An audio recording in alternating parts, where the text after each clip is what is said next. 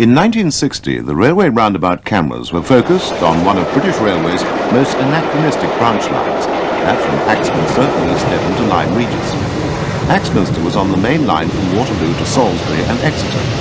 And mainline southern trains called at the station to make connections with the coastal branch.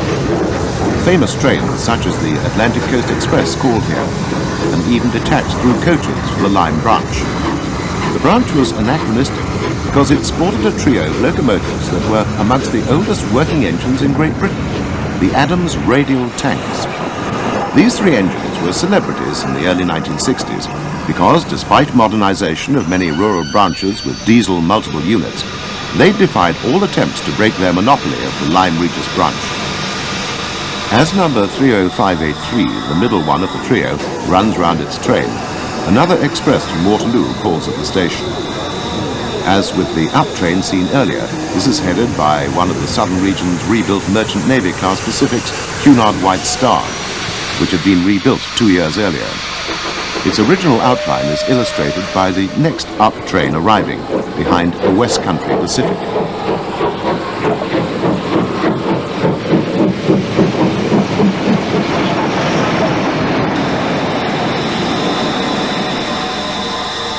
The radial's monopoly of the Lyme Regis branch had come about because of the flexibility of their wheelbase. They were 442 tanks with a longer than usual throw on the leading and trailing wheels. They were also very light engines, spreading their weight over 5 axles rather than the 3 common to most light tank engines. The locomotive seen here had a curious history. Built in 1885 as one of a class of 71 locomotives for use on the London suburban services of the London and South Western Railway, it was sold as surplus to requirements during the First World War and was later bought by the East Kent Railway, an impecunious concern that was part of the Colonel Stevens Light Railway Empire. It was laid aside there just before the Second World War. Meanwhile, all but 2 of the remainder of the class had been sold or scrapped by the beginning of 1928. These 2 being retained for use on the Lyme Regis branch. They survived all attempts to replace them, but after the Second World War both needed heavy repairs. This emphasized the lack of any emergency cover, and as the East Kent engine still survived in a derelict condition, it was purchased by the Southern and refurbished, becoming British Railway's number 30583.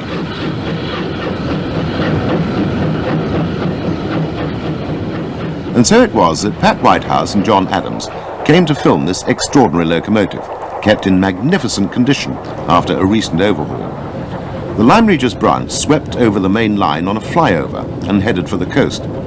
It had been built at the turn of the century and opened in 1903. Built under the provisions of a light railway order, it had severe curves and gradients. It twisted and turned to take advantage of the lie of the land, and this is what accounted for the survival of the Adams tanks. There was one intermediate station, a halt at Compine, which boasted a camping coach. All around the station site can be seen evidence of civil engineers' work, as the summer of 1960 saw extensive track renewals on the branch. Although few people realized it, this was the Adams tank's ultimate downfall. At the end of the summer, an Ivor tank was tried on the branch and proved satisfactory. By July 1961, all the Adams engines were withdrawn.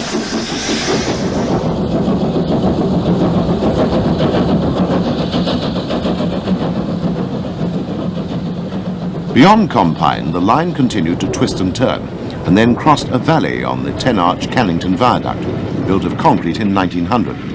One arch of this had quickly required reinforcement by a jack arch, which ruined its appearance, but the structure survives today. Concrete was used extensively by the London and South Western Railway, and concrete supports were used for a slippery cutting side, as well as concrete station nameboards, platform edgings, plate layers huts, lamp standards, amongst many other things. These were manufactured at the railway's plant at Exeter. As the train arrives at Lyme Regis, it can be seen that the single coach which forms the train bears the number 108 on the end. This was its set number. The southern region and its forebears kept its carriages in fixed formation rates of up to 10 coaches and allocated them to specific services. These were given set numbers, and this system even applied to single coaches where the requirements of the service only required one coach.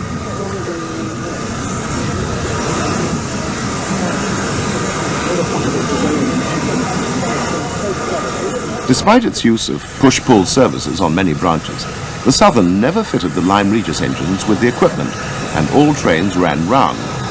On summer Saturdays, through trains ran from Waterloo, requiring 2 of the Adams tanks double heading. Number 30583's tenacity continued after withdrawal, and she still works today on the Bluebell Railway.